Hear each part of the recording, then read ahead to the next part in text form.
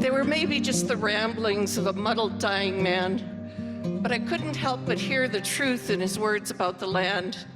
He said, I came to Glenbane before it was a town, homesteaded here, lived in a tent, and watched the rain come down.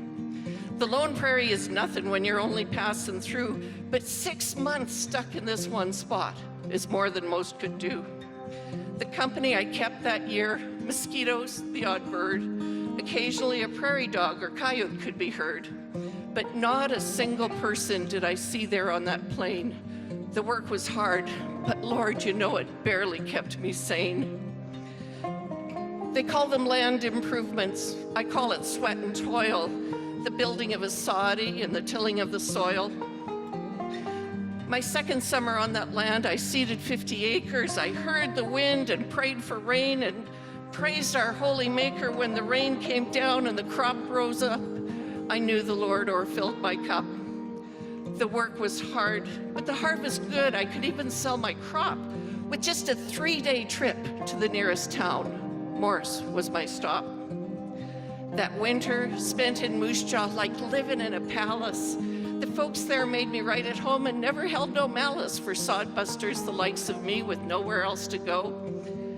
Not much to do but bide my time and watch the falling snow. Come spring, the third on Homestead time, I weren't so much alone. I married Beth that winter, but left her to make our home. I'd saved enough for lumber to build a 2-room shack. My Beth, she followed right behind and never did look back.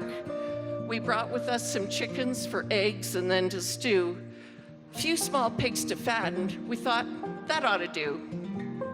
That summer was the greatest one that I will ever know. A 6-month honeymoon with Beth, and she began to glow. At first, I thought the sunshine and fresh air had done her good, but soon found out that I had done the job just as I should. Our baby, due by Valentine's, gave us proof in hand that our soil weren't the only thing that's fertile in this land.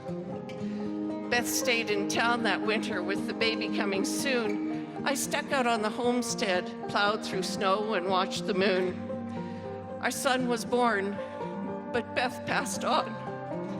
I never could forgive myself or any other who had stopped the time my true love had to live. The baby stayed with Beth's folks, and we never could agree.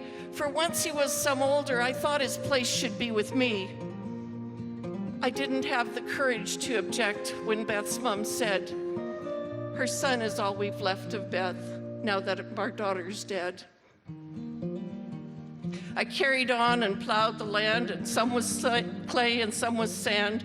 Some was good for crops to raise, and some no good except to graze the few cows I bought by and by, and the horses whose great muscles did my land work up and plow the soil, and all we did was sweat and toil. His eyelids drooped, and then a smile matched his now unfurrowed brow. His movement ceased. I was afraid that as he'd lived, his end was now. But then a sigh escaped his lip. He said, please take these tips. While you're still young, don't spare your love, because who knows, the Lord above may take the life before you live. This is all the advice I'll give. He grunted, then he breathed his last, and all he is for now is past. His mark still lies upon the land. The house he built was built by hand. The herd that he bought one by one grew to 100. Now there's none. He came here and was all alone. When he arrived, it was not the same. The country's settled now and tame. But he's the one who started here and drew the folks to Homestead near.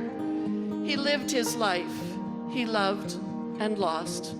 But never did he count the cost of the country that's now part of me, and the land I love, still strong, still free.